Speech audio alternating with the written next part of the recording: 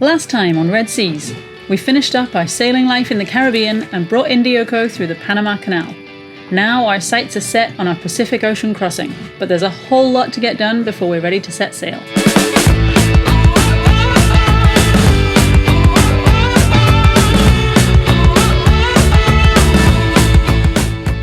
We have kind of screwed up this week. We are in Panama, but illegally so. We have overstayed our visa, which we saw coming, and yeah, we need to go to the immigration office today and sort that out. Are you all right over there? Oh no, I got a blister when we were cleaning the hull the other day. I haven't worn shoes in 3 years. Oh, these are sore. So part of the fun today is that we did try and go and sort out this whole visa thing before it became an issue, and we turned up at the office in shorts and flip-flops and they didn't let us in. Formal shorts and flip-flops. Were they your formal ones? Yeah, new flip-flops. Okay, so that didn't quite go to plan. We just arrived and the security guard said, yeah, what are you here for? And we explained. And he said, that's great, but you're not allowed to come in wearing flip-flops, skirts, shirts that show your shoulders, or shorts. So we couldn't even send just me in because I'm wearing flip-flops and shorts, and Brady's wearing a tank top and shorts. So we have actually had to route around the boat. I had to find the suitcases that we flew out from Scotland with 3 years ago to find this one and only pair of trousers that you own. They're a bit mouldy in places. Yeah, they don't smell too good. They also don't fit me anymore, so the only belt I could find was an airplane seatbelt. Of course you did. So I should be safe unless I have to eject myself from the plane. So we're wearing socks for the first time in years. We've found our shoes. Mine literally have like no grip left on them, and we're going to go and see if we can fix this today.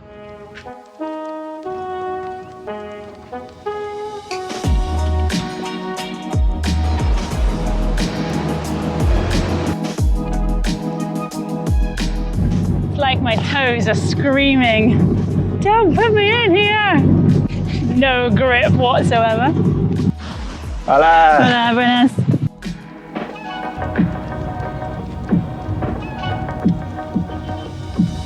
All right, here is the test. Will they let us in our super formal wear? Shoes and everything. I went to the SJF, I color coordinated.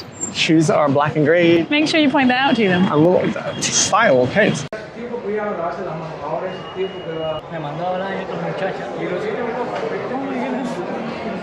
Oh my goodness. We are literally the last people to leave the building. Everybody was like going home, and the massive queues that we saw when we first arrived, literally the building is now empty. We were the last people. That's a whole day to get this done. And so to summarize, basically we outstayed our visa, which meant we have been fined. We have. It was only $50 each because we were only 1 month over, not even, but that's manageable. We can work with that because yes, we're very naughty people, but the only downside is that has put a clock on us. We have 7 days. Yeah, we've got a timeline now. We've got to leave. 7 days to get out of the country, meaning we have a lot to do and not a lot of time. Go.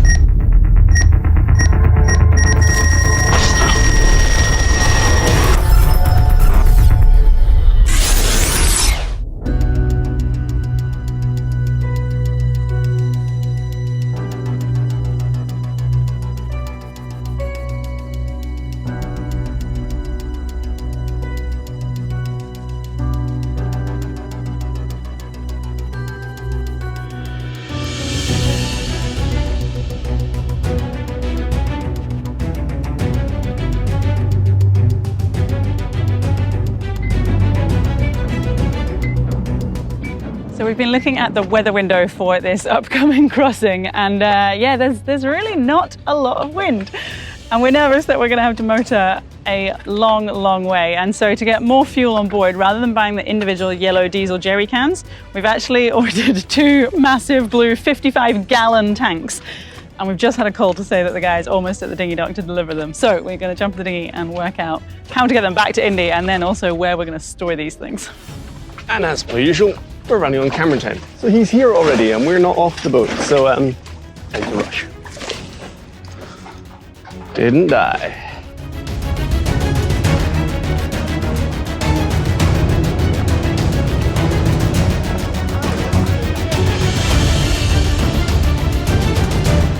So now we've got these, and I just have to try and carry it down to Ian.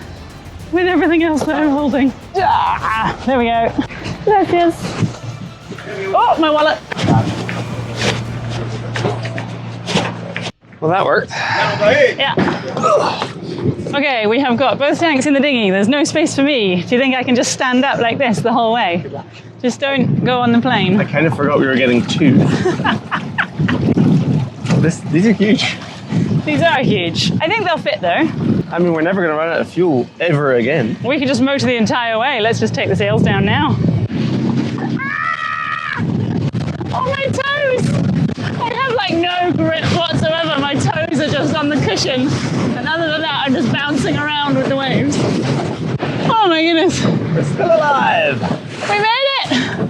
I was like, well, I thought I was standing on the chain. It was just the rope, but it was just as uncomfortable. The question is, where the heck are these going to live? I know, right? So special credit to our friends Bobby and Noel, who are incredibly helpful when it comes to passage planning. I know, right? And in many other ways too. But their hot tip was to get these 2 barrels for fuel because they hold 55 gallons each, which is almost the same volume as our actual fuel tanks. I know, that's scary, isn't it? So we've pretty much doubled, not quite doubled, but almost doubled our capacity, I think. I can't remember what we hold, 70 gallons? 75? Something like that. I should definitely know that. So yeah, we bang these up on the back and then we can go an extra couple of days.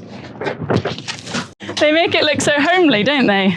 With the massive, like, sulfuric acid label on there. It's perfectly safe until we put anything in it.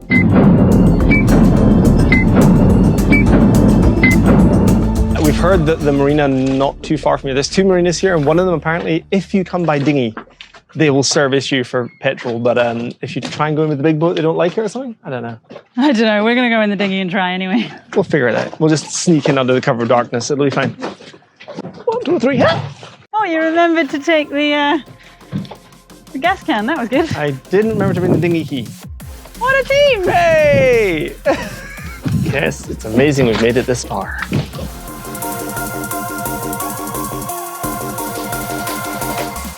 So you might be thinking that filling up our dinghy with fuel before an ocean crossing is actually not that important because we're clearly not going to be using this engine to get us across the Pacific.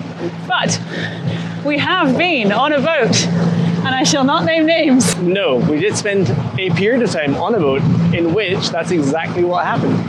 Yeah, there was a problem with the fuel lines. I think they got clogged from just like all the gunk in the bottom of the fuel tank got stirred up. Blocked the fuel lines, so we couldn't use the engines. We were about 5 miles out from an island, and we were like, well, we either have to wait for the current, which is going the wrong direction, or wait for a tow, which is going to be hours, or wait a minute, we have a dinghy with an engine on. So we dropped the dinghy and like lashed it onto the port scoop, wasn't it? Right at the back, and just powered on the dinghy, and we like crept forwards towards the island. We were making quite good progress. About 2 knots, I reckon. Yeah, definitely getting closer to the island. In the end, we did get a tow because we would, it was going to take absolutely ages. But the dinghy came to the rescue, so we just thought, well, we're here, let's top it up with fuel, and then if we need to motor our way across the Pacific Ocean with the dinghy, then we can.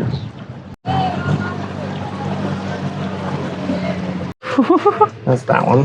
Which one next? This one. Okay, if you can put that one away. Indioko. INDI. So just like that, we have all the petrol we need, and now Bryony is going to ask if we're allowed to bring Indy in here because they actually have diesel over on that pump. However, we had heard rumour that we weren't allowed to come in unless we were using the marina, which we never use marinas. So if they let us in, this might be a good option. Otherwise, we know there's another marina just around the corner from here, and we know that they'll let us in, but I think they charge us like $30 just to use the fuel dock, and then you pay for the fuel on top. So I'm not sure what we'll end up doing, but either way, we need to be sensible because this is getting expensive. What was the damage? I didn't actually look. I just flung the plastic at them. Oh, nice. So it was 12 gallons. It came to $50. 50? That's pretty good, actually. That's not too bad, I suppose. And I asked them how much it was for diesel here because it's $4.06 a gallon round at the other marina. Uh-huh. And the first guy said it was $4.15 here. And then I asked someone else and he was like, no, it's $3.99. There's a boat staying in that marina who actually come round to this one just to fill up because it's cheaper. Ooh. He was saying, just make sure you come in the morning when it's high tide because it's pretty low right now. Oh, it's a bit shallow here. Okay. Noted. All right, So we maybe can try that. Here.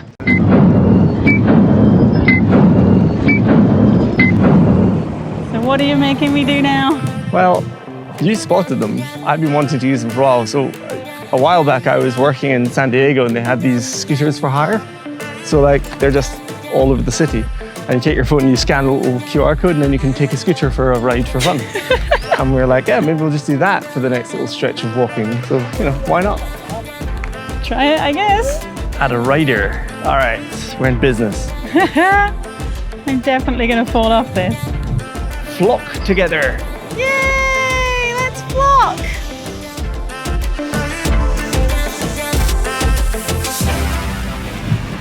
I went uphill.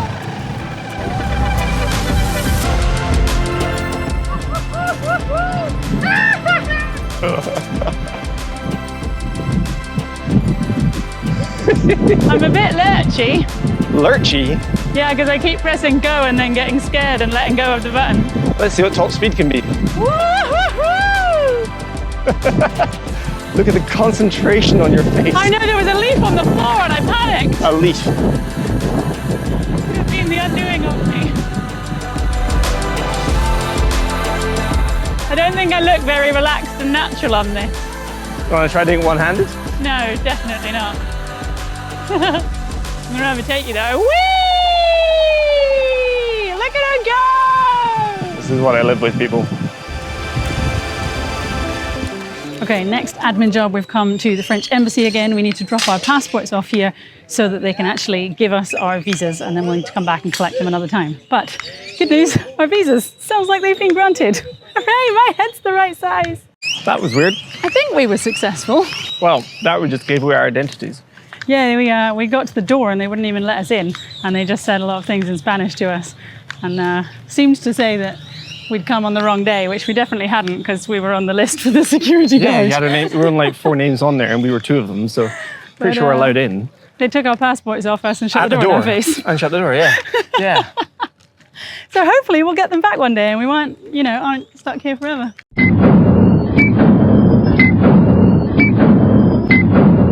We have another busy day today. We are fresh provisioning today. So the boat is now full of tins of food, dried pasta and anything else that we could fit in. But now we need to get all the stuff that's going to go in the fridge. So we've been trying to leave this job as late in the week as possible because we really need the food to last as long as it can while we are so far away from shore. And today is the day. Almost all the other jobs have been ticked off the list. So we're going to go to a farmer's market today. We are not up as early as I wanted to be. We still had a bunch of things to do on the boat. Ian is just tying up the dinghy and then we're going to head into this farmer's market and see. Hopefully they haven't sold out on everything. Hopefully everyone else hasn't got there before us and taken everything. But we've heard good things and we're just going to get as much stuff as we can carry that we can fit in the fridge. That's the crucial part. I don't want all this food to go off before we can eat it. So yeah, it's a balancing act. We haven't done this kind of fresh provisioning before. I'm quite used to now buying, 6 months worth of shelf-stable food and working our way through it slowly, but I've had to try and get my head around what it means to do a fresh provision. So we'll see how we go. Okay, what are we doing? So I have tried to be organized. I have got a massive shopping list. I've gone for a little walk around to see what's here. And now this is what we're gonna buy. And hopefully no more, and it will definitely all fit in the bags. Definitely, she says. Definitely, she says. Let's go.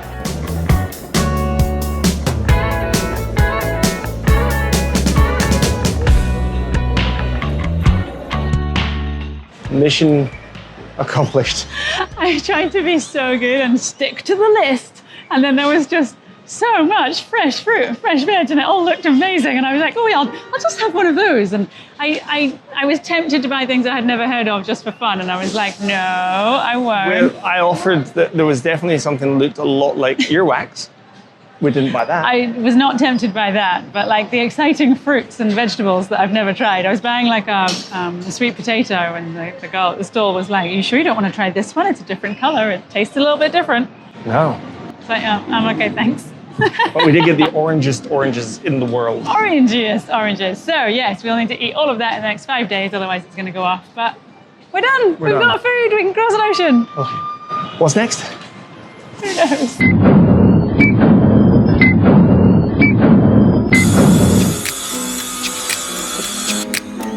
We We had an email this morning from the French embassy saying that our visas have been finalized, so we need to head right back into the center of Panama City and go pick up our passports.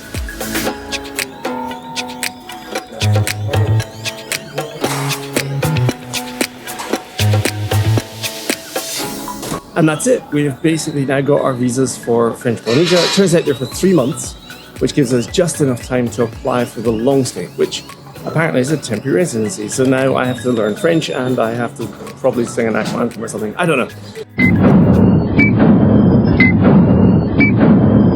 Moving the boat this morning, we're coming into this marina just for like an hour to use their fuel dock because we need to top up our diesel tanks with as much fuel as we can fit in them. We've also got our massive blue barrels here on the back. I've put some fabric underneath to try and make sure that they don't kind of slide around, they don't mark the deck. Hopefully they're tied down okay, but those are both going to be full as well.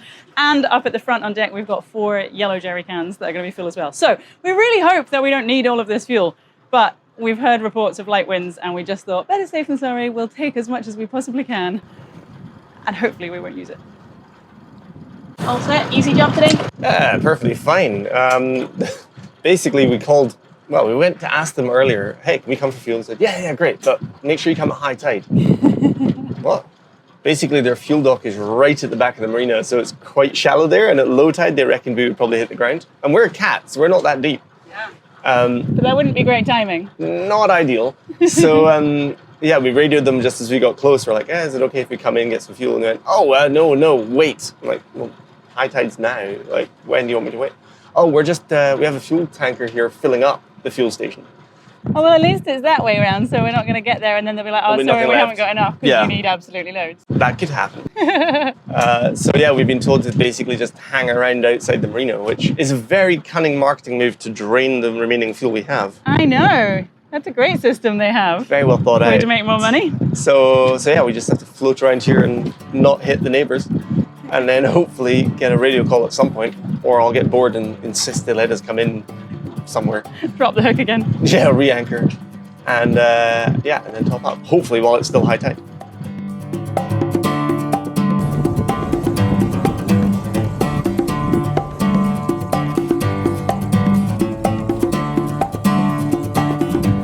Whoops, not one of our better dockings there. As we were coming into the marina, they finally called back and said, yes, you can come in now. It's going to be on your port side. And we had put all of our fenders and lines out on the starboard side. So we had to quickly swap everything over. And then when we came in, they said, oh, no, it's a different fuel dock from the one that you thought you were going to. And then the wind was like really strong. We were just getting blown off the dock and off the dock. And they were sort of pulling us in, inching us in close to the dock. It did not make us look very professional. But hey, we made it. Okay. That's got to be the biggest spill hose we've ever seen. Wow. So I'm guessing there's like loads of ferries and commercial craft that use this marina because the filler hose on the diesel filler tanky thing is so big it wouldn't fit in any of our little jerry cans, so we're gonna have to find a funnel, and it actually doesn't really fit in our main diesel tank, so I'm really hoping that we don't like spill diesel everywhere. We're gonna be here a while. So the diesel is full. It took so long because we couldn't fit the hose into the jerry cans. So we had to like put it through a funnel, and then it was like trying to spill everywhere. And then we had the blue barrels to fill as well, and our tanks. But that's all done. We're just waiting on our water fill. So I've been over to the office, paid, I think it was $4 a gallon, and we got 200 gallons. So it's about $800 in fuel. And I guess we'll see how long it lasts. How's the water going? The water pressure is such that if I lift the hose up, it stops.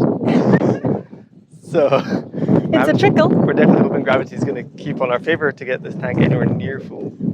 Oh dear. All the last minute things. We actually make water faster than this. I think we might be better off.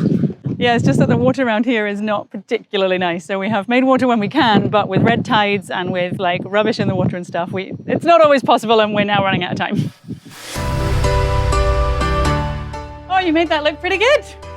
I'm glad we didn't capture that on camera. It was better than our arrival. It was a little bit smoother than our arrival. Hey, I didn't do so bad on the arrival. It just took us a long time. We were quite far away from the dock for quite a while. We were being blown off the dock with about 25 knots of wind. So I zigzagged our way into the dock, which I then had to... You tacked your way into the dock. I tacked-ish. I think they call it's crabbing, I think it's technically termed. That makes it sound like we meant to do it. Exactly, it makes it sound deliberate. So I crammed into the dock, and then we didn't hit the dock, thankfully. And then on our exit, we were being blown off the dock, but straight into a super yacht. So yeah, you know, fun. We didn't hit it. Win! So that's fuel fill ticked off. We're all done, out to the marina, and now we just have to look and see what else is left on the list.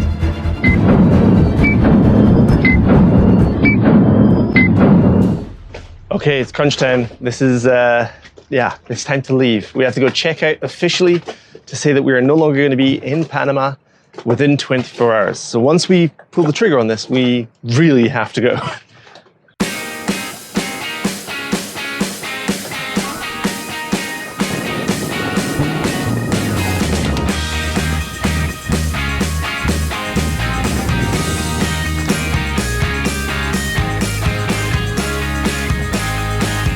So after our visit to the other immigration office, we weren't entirely sure if we're allowed to go dressed like this in our normal clothes or if we have to go posh and like cover our knees again. But we couldn't bring ourselves to actually put shoes on. So we've brought everything in a bag so that if we get there and they don't let us in, we'll just like stand awkwardly outside the window and put on trousers over the top of our shorts and a t-shirt over the top of my very, very revealing shoulders. Really, it's disgraceful. We have to put this not safe for kids when we upload episodes. But yeah, we couldn't bring ourselves to do it unless it was absolutely necessary. So we will try our luck when we get there.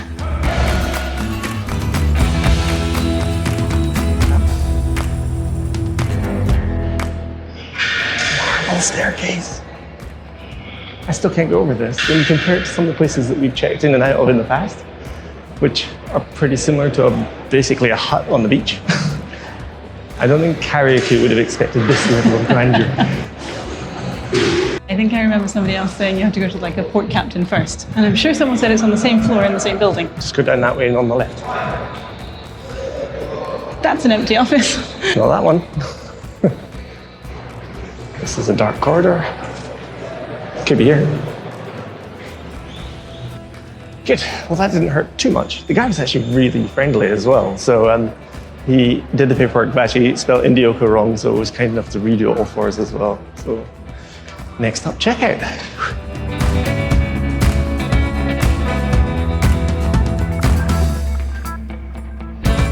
And they let us leave.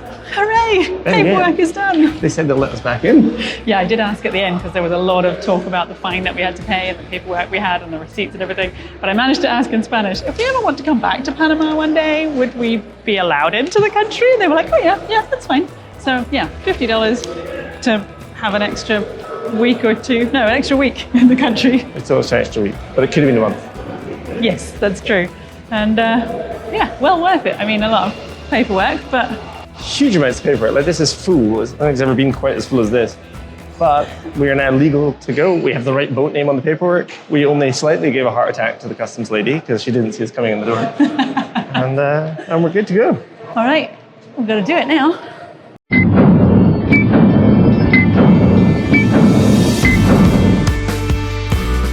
Join us next time as we set sail on our 4,000 nautical mile journey across the Pacific Ocean.